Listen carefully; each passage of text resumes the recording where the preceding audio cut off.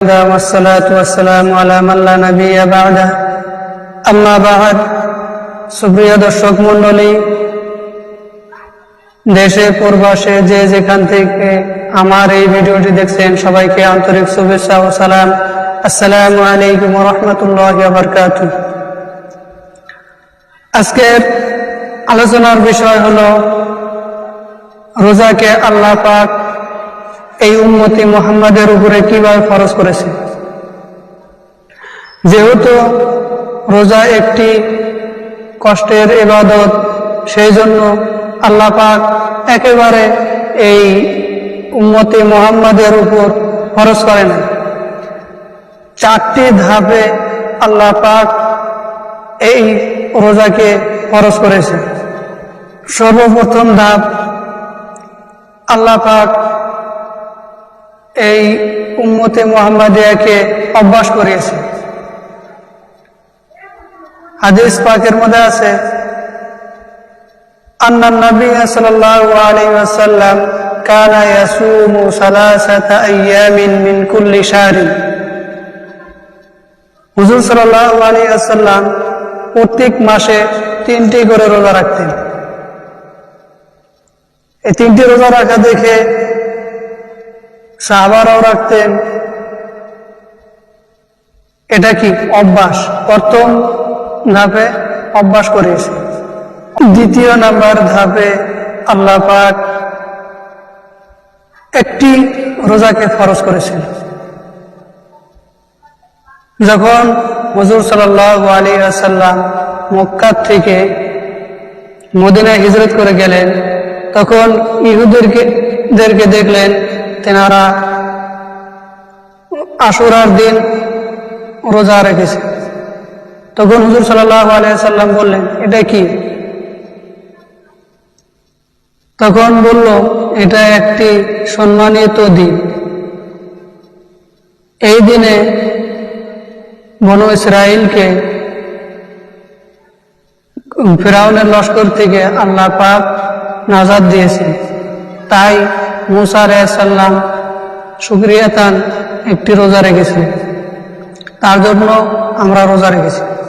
তখন হুজুর সাল্লাল্লাহু আলাইহি ওয়াসাল্লাম বলল, আচ্ছা এই কথা, তাহলে তোমাদের থেকে তো আমরাই বেশি মহব্বত করি মুসা আলাইহিস সালামকে, তোমাদের থেকে বেশি হকদার হলাম আমরা।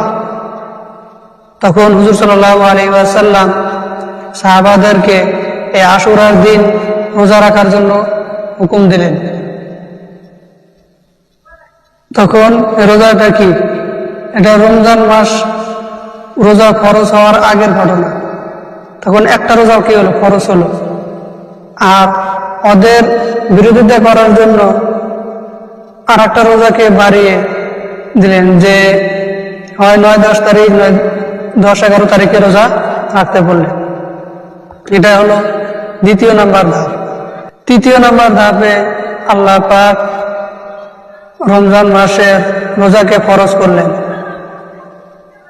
সূরা বাকারার মধ্যে আল্লাহ পাক বলেন, ইয়া আইয়ুহাল্লাযীনা আমানু কুতিবা আলাইকুমুস সিয়ামু কামা কুতিবা আলাল্লাযীনা মিন ক্বাবলিকুম লাআল্লাকুম তাত্তাকুন। হে ঈমানদাররা, তোমাদের উপরে রোজাকে ফরজ করা হয়েছে যেরকম তোমাদের পূর্ববর্তী লোকেদের উপরে ফরজ করা হয়েছিল, যাতে তোমরা কি বনো? মুত্তাকি বনো।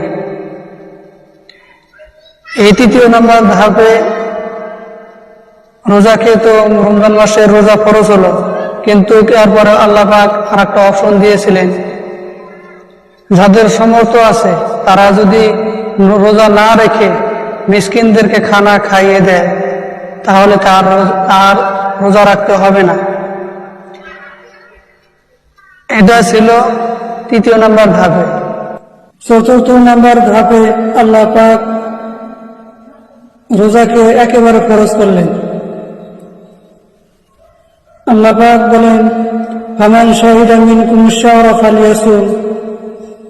যে ব্যক্তি রমজান মাসকে পেয়ে গেল সে যেন অবশ্যই রোজা রাখে।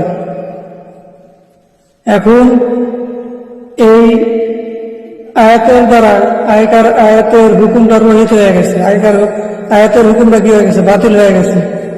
এখন এই আয়াত নাযিল হওয়ার পর এখন যদি যার সামর্থ্য আছে সে যদি রোজা না রেখে মিসকিনদেরকে খানা খায়, এটা চলবে না। এখন সবাইকে, যার সামর্থ্য আছে যার সামর্থ্য নাই, সবাইকে রোজা রাখতেই হবে। আয়াতের হুকুমটা কি হয়ে গেছে? বাতিল হয়ে গেছে। আয়াত বাতিল হয় নাই। আয়াত তেলাওয়াত করলে সব পাওয়া যাবে, কিন্তু হুকুমটা বাতিল হয়ে গেছে। এখন সবাইকে কি করতে হবে? রোজা রাখতে